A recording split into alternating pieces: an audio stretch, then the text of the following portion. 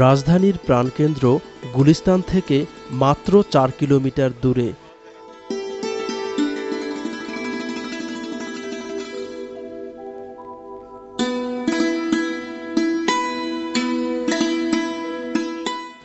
বুড়িগঙ্গা নদীর কোল ঘেঁষে কামরাঙ্গীর চর।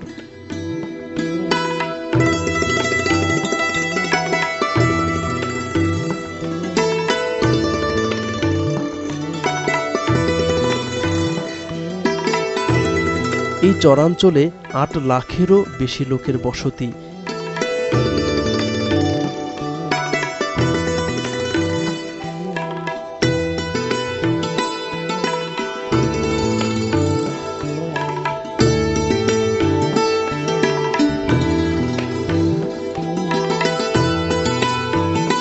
এলাকাটির পুরো উত্তর অংশ জুড়ে বুড়িগঙ্গা নদী।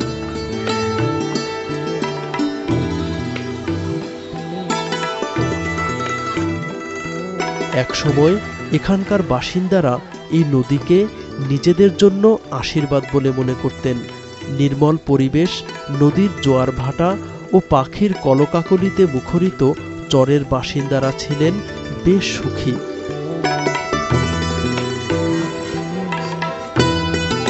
সময়ের ব্যবধানে দূষিত হয়ে যায় এলাকার পরিবেশ, বিষাক্ত হয়ে ওঠে নদীর পানি।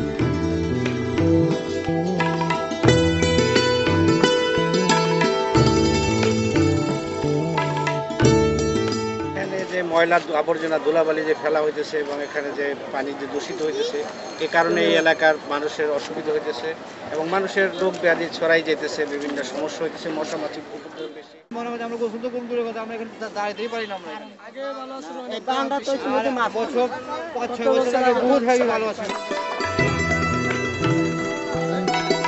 ট্রেনের ময়লা আবর্জনা, কলকারখানার বিষাক্ত বর্জ্য ও নদীর পাড়ে স্তূপ করে রাখা সিটি কর্পোরেশনের ময়লা নদীর পানিকে এতটাই বিষাক্ত করেছে যে ড্রেনের পানির সাথে এর খুব একটা পার্থক্য দেখা যায় না।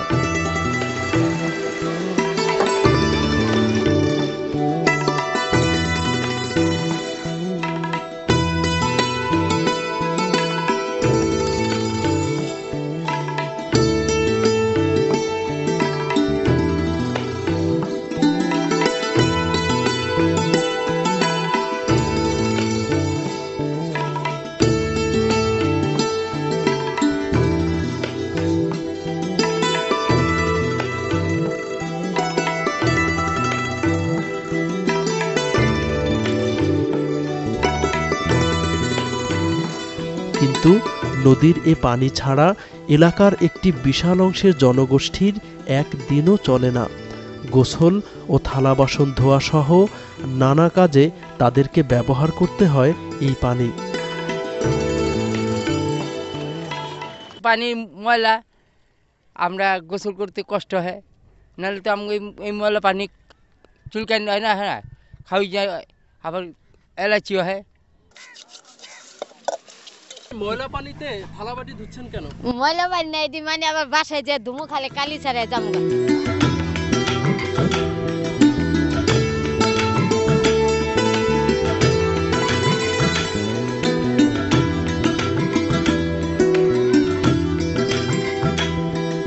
জায়গার অভাবে নোংরা পরিবেশে নদীর পাড়েই সারাদিন কাটে কোমলমতি শিশুদের।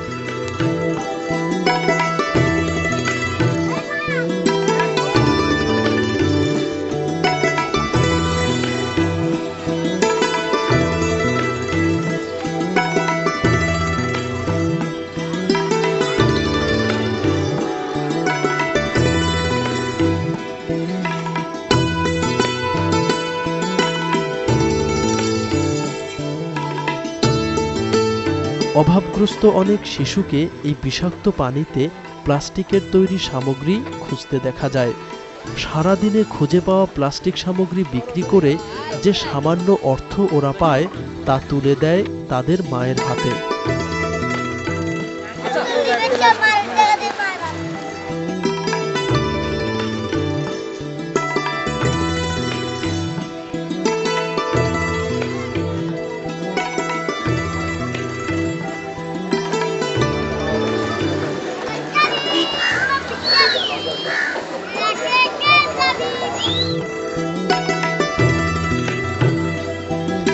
বিষাক্ত নদী এখনও উপার্জনের একমাত্র মাধ্যম হয়ে আছে এখানকার শত শত ডিঙ্গি নৌকার মাঝির জন্য। নদীর এপার থেকে ওপারে লোক আনা নেয়া করে যে আয় হয় তা দিয়ে কোনো মতে চলে যায় তাদের টানাটানির সংসার। কি করবো, মানে কাজকর্ম তো নাই। আগে ফল টল বেচতাম, চালানের তো ধরো কিছু চালান কম দেখে অনেক নৌকার মধ্যে আইছি।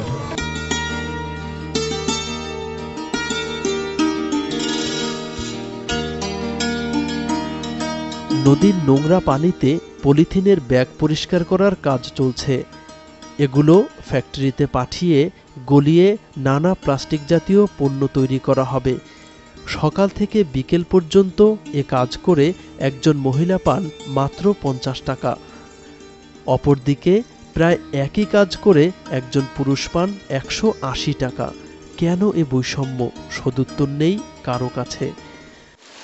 আপনিও যে কাজ করেন তারাও তো একই কাজ করে। একই কাজ করলো, কি পার্থক্যটা কি? পার্থক্যটা আমার আমি যে আমার লাগতেছে থোড়া মতো মাছ খাই দিব, আমার এটা খাচ্ছি বেশি না। নদীর গা ঘেঁষে বাঁশের খুঁটির উপর ঘর তৈরি করে তাতে বসবাস করেন কামরাঙ্গীর চরের শত শত পরিবার।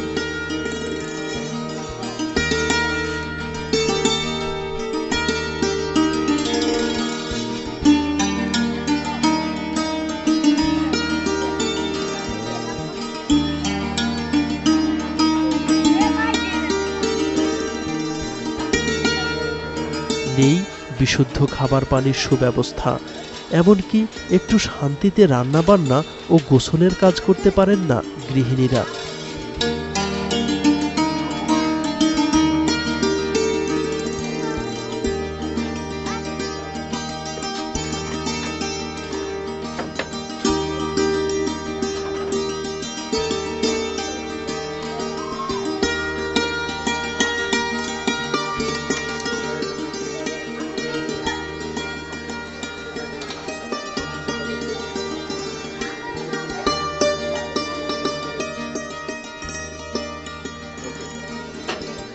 তো বাথরুমের অসুবিধা, পানি জমা করে।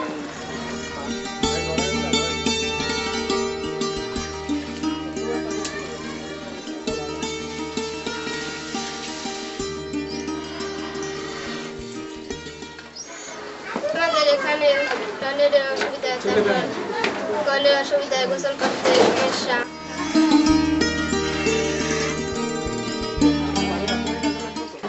নাই, তারপর কলের পানি ভালো না, তারপর অনেক সমস্যা, মশা আছে, দিনের বেলা মশা কামড়ায়। দারিদ্র এ চরের মানুষের নিত্যদিনের সঙ্গী, কিন্তু তাতে কি? অন্যের দুঃখে ব্যথিত হন তারাও। সাধ্যমতো চাঁদা তুলে দেশের দক্ষিণাঞ্চলের ঘূর্ণিঝড় কবলিত মানুষের জন্য ত্রাণ পাঠাতে ব্যস্ত দেখা যায় এলাকার বেশ কিছু লোককে। ত্রাণের টাকায় কেনা এসব পণ্য কারো হাতে না দিয়ে নিজেদেরই কয়েকজন বিশ্বস্ত লোক পাঠিয়ে তা বিতরণ করবেন বলে জানালেন তারা। আমরা এখানে ওই বরিশালে ঘূর্ণিঝড়ের জন্য আমরা ত্রাণ তহবিলে কানেকশন করে এটা ওখানে পাঠাইতেছি। কোত্থেকে কালেকশন করছেন? এটা আমাদের এলাকার থেকে প্রত্যেক বাড়ির থেকে আমরা কানেকশন করছি, এবং শাড়ি আছে, লুঙ্গি আছে, ডাল, চাল, তেল, মোমবাতি আর অন্যান্য খাদ্য আছে, এটা আমরা ওখানে পাঠাইছি।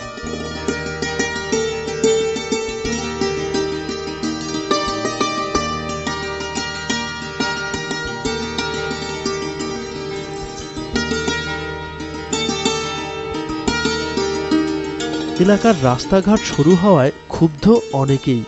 গিঞ্জি পরিবেশে যে কোনো সময় ঘটতে পারে বড় ধরনের দুর্ঘটনা, এমন আশঙ্কাও রয়েছে অনেকেরই। শাখা রাস্তাটি আমাদের বড় করতে হবে। যেরকম আপনার একটা আগুন যদি লেগে যায়, ফায়ার সার্ভিস এখানে আসতে পারবো না। শাখা রোড এবং আমাদের যেই কামরাঙ্গীর চরে ব্যাটারি ঘাটের যে আপনার ইসলামনগরের মেন রোডটা, এই মেন রোডটা আরও বড় করতে হবে। কামরাঙ্গীর চরের মানুষ নিজেদের জীবনযাত্রার মান আরও উন্নত করতে দৃঢ় প্রতিজ্ঞ। তবে দিন দিন এই এলাকায় লোকবসতি যেভাবে বেড়ে চলছে, তাতে এখানকার পরিবেশ মারাত্মক বিপর্যয়ের মুখে পড়তে পারে বলে স্থানীয়রা আশঙ্কা করছেন। শুধুমাত্র মা, বাবা, ভাই বোন, স্ত্রী, সন্তান নিয়ে একটু শান্তিতে জীবন কাটিয়ে দেওয়ার স্বপ্ন দেখেন এখানকার সরল মনা মানুষ।